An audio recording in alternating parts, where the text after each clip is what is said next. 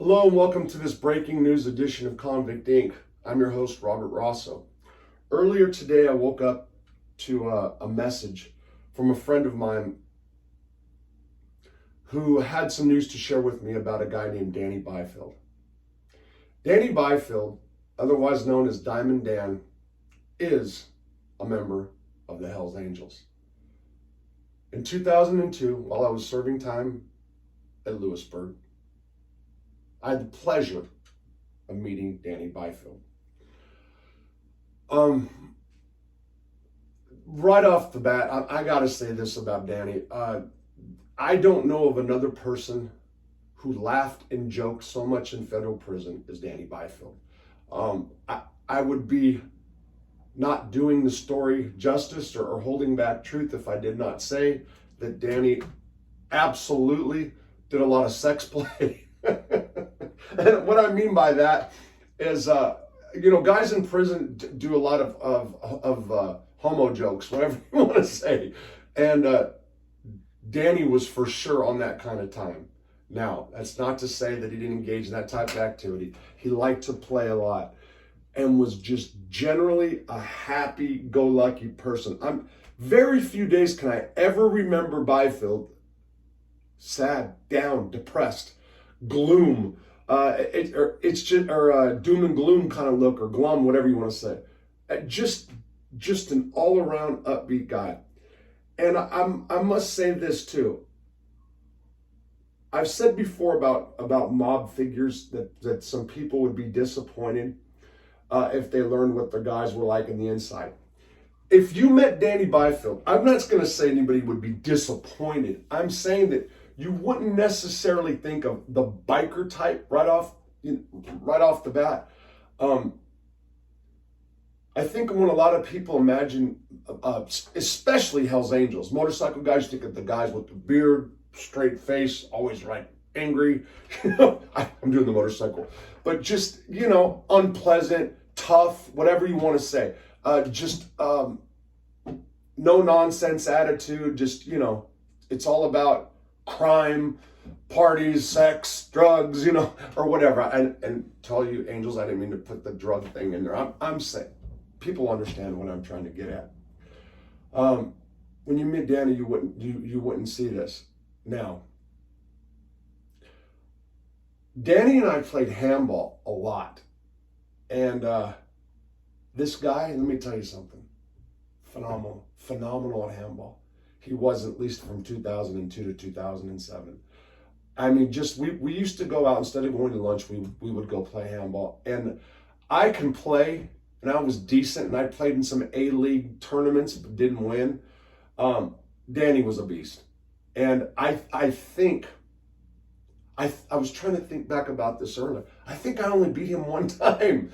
I know it's terrible when it comes to handball, but at one time, and Danny, if you see this, that one time you said that I cheated.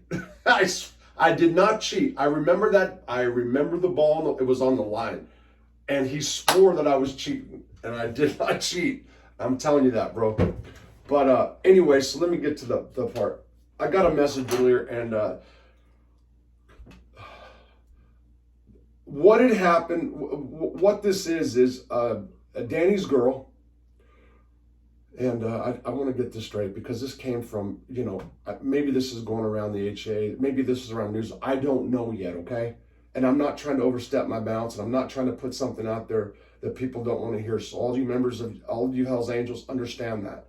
I did ask somebody that I know permission if I can do this story first, out of respect.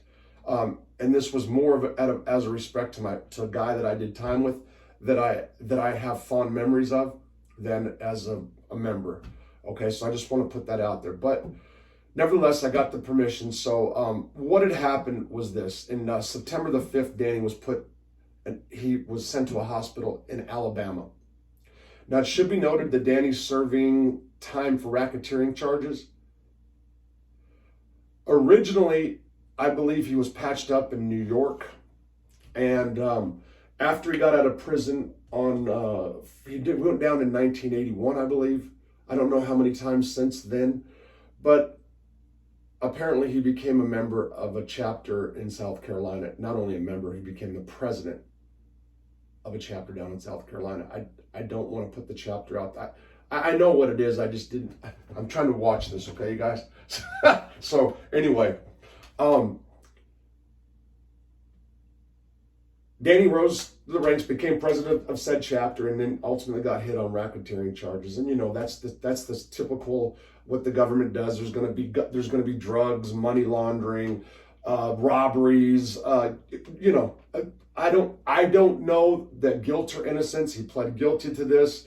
That does not necessarily mean that the person's guilty. I've seen plenty of guys that did a little bit here, and the government hits them with these big RICO charges, and you have to plead because you're either, what are you going to do when you're 50, 60 years old, and if you go to trial on a RICO case, especially.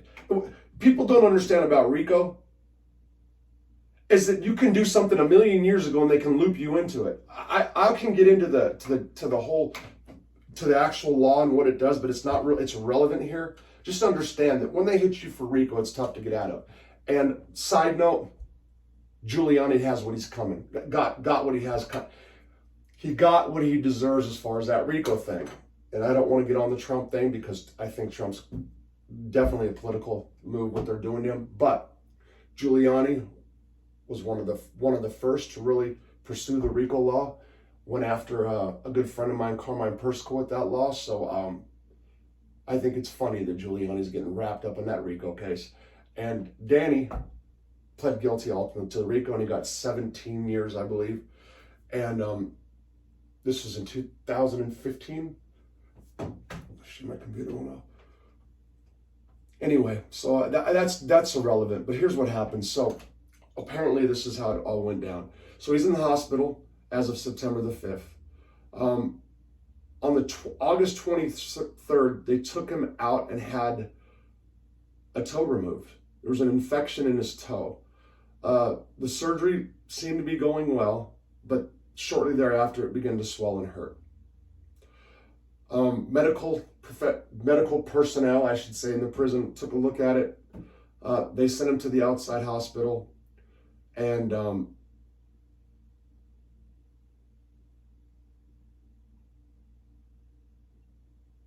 I just got stuck with it, and that was that. I'm sorry. Let me back up here just a second.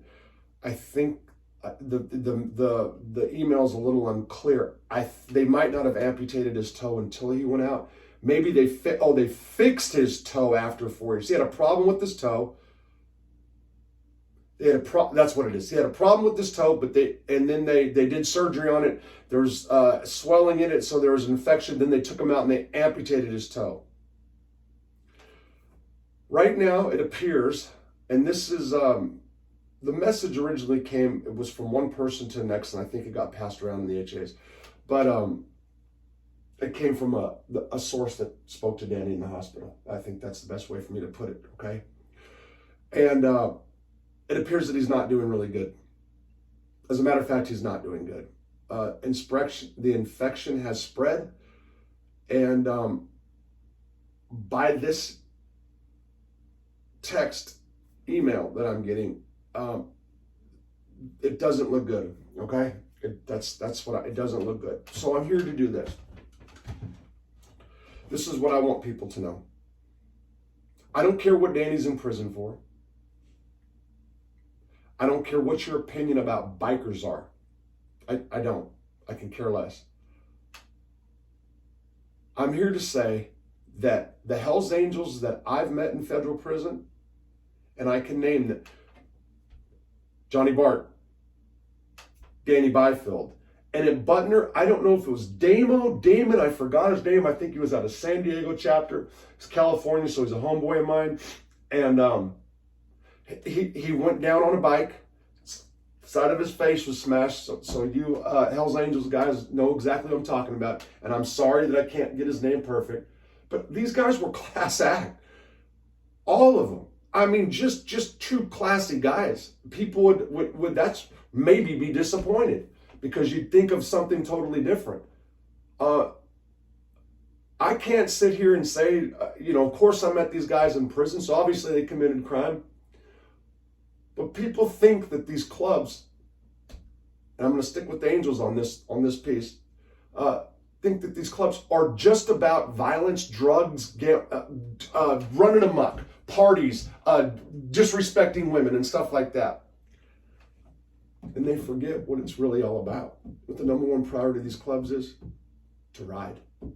They just want to ride. Whatever happens after, getting patched up, the stuff you see in the media, the stuff you see some of these rats that were in club come out and talk about, and how they, sensationalize a bunch of stuff. That's a small part of it. And I'm sure I can get pushback on that. And I'm sure I can get members of clubs to say, hey, well, or ex-members, whatever. Oh, that's all we talk, whatever. When it comes down to it, they're all there because they just want to ride. To Danny's people, to Debbie, Danny's girl, thoughts and prayers go out to you. I hope everybody that knows Danny, that doesn't know Danny, or anybody who just has a conscience, or just anybody who's watched this video, whatever you believe in, whether it's God, whether it's prayer, whether it's the universe, whether it's the devil, whatever you're praying to, say a prayer for Danny today. Say a prayer for Danny today. And say a prayer for his people. And Danny, if you can ever hear me, listen to me. I've been in a hospital bed in prison. I know what it's like. I've been in a prison hospital. Lonely. You're feeling alone. But understand this. You're far from alone, brother. And I don't say brother in the Hell's Angel sense, so I'm sorry if that offends. You're far from alone. You got a lot of people out there who care about you. Out here who care about you. A lot. And I can say I'm one of them. We're not close. Fond memories of you. Funny son of a bitch. And if this is it, wherever you go, you'll have them laughing. Whatever it is. Again, respect to the Hells Angels. Respect to Danny Bifield. Glad I knew you, Danny. Glad my paths crossed with you. And I'm not trying to sound so final or doom and gloom, but it's just one of those things. You think about somebody, you think about different times, and all morning things have been popping up, different stuff. And just wanted to put it out there. Really good guys in the prison hospital right now, no matter what anybody has, no matter what your opinion on bikers are. They just want to ride. Love you, Danny Bifield. Take care.